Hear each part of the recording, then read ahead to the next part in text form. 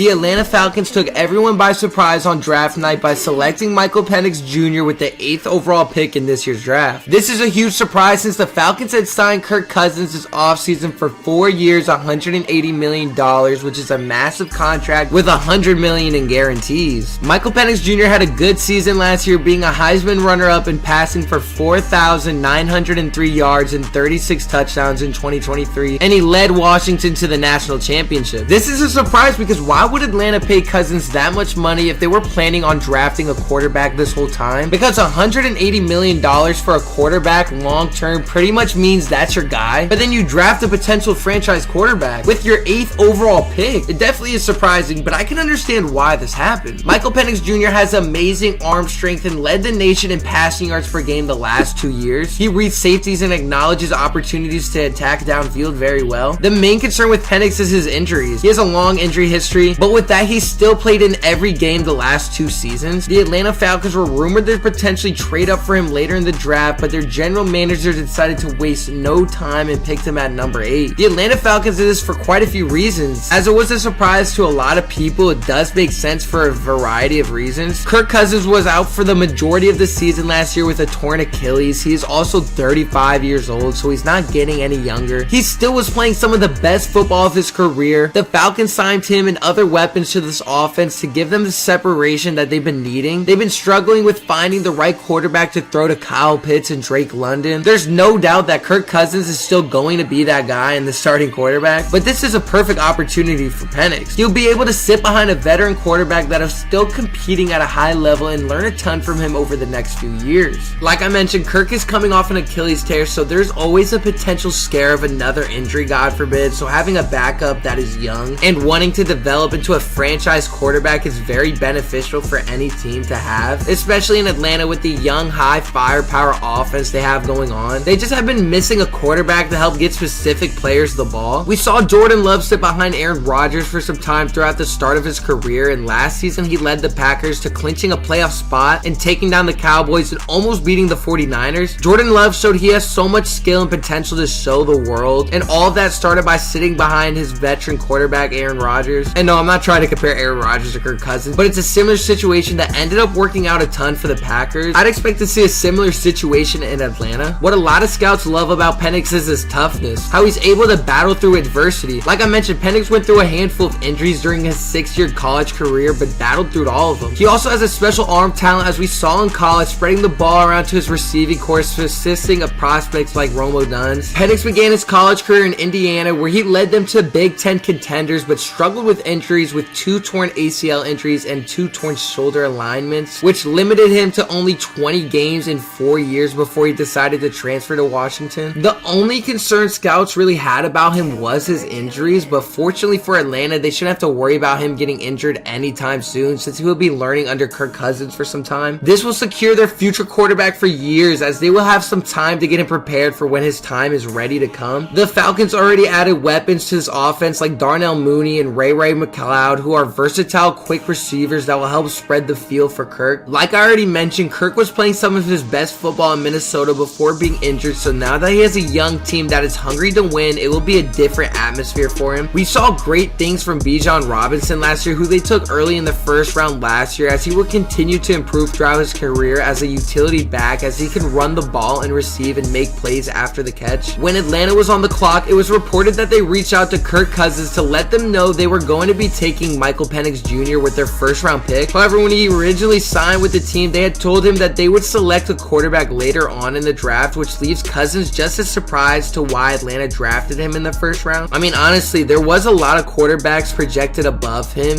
because of his injury history, and I know projections technically don't really matter. Cousins' concern is that this doesn't help the team this year, and is confused why they would spend all that money and get him to not help the team this year now when he wants to compete now. But like I mentioned already in this video, Atlanta sees potential in Penix that they want to develop under a veteran quarterback for some time so they can monitor his injuries and see how he develops. They're doing this for the long term of their franchise. Of course, it isn't the pick anybody expected, and this has happened before where the starting quarterbacks may feel away when another one is drafted early on, but the Falcons are thinking of their future and didn't want to risk missing out on an opportunity to have a quarterback that can develop into potentially being a franchise quarterback, and honestly, it's the best way to do it. We saw Jordan Love learn under Aaron Rodgers and have have a breakout season last year. We saw the same thing with Patrick Mahomes when he sat behind Alex Smith for a year. The Falcons believe he'll be able to fill in the gaps in a few years when Kirk's time is done. They understand that Kirk is older and has injured his Achilles, so they have to be mindful of that. I understand that it draws some confusion for Kirk since they did sign him for 4 years and drafted a quarterback with their 8th pick, and it really is surprising. It's the biggest shock of the first round for sure, because ideally you wouldn't be doing that. After signing a quarterback to a deal like that, you want to add to the offensive line. You want to add more receivers. You don't draft another quarterback to learn under him, but I can understand why Atlanta is doing this. They are doing this for the future of their franchise. Kirk Cousins is playing really good football, but does have Achilles injuries. His Achilles isn't the healthiest, and Penix does have an injury history, but if he's able to learn and get even stronger, this will prepare him even more to when he's ready to play. I think it's the best situation for him so he can learn and prepare fully. It'll be interesting to see how this plays out in the locker room in Atlanta, but I think what they did is smart for the future of the franchise.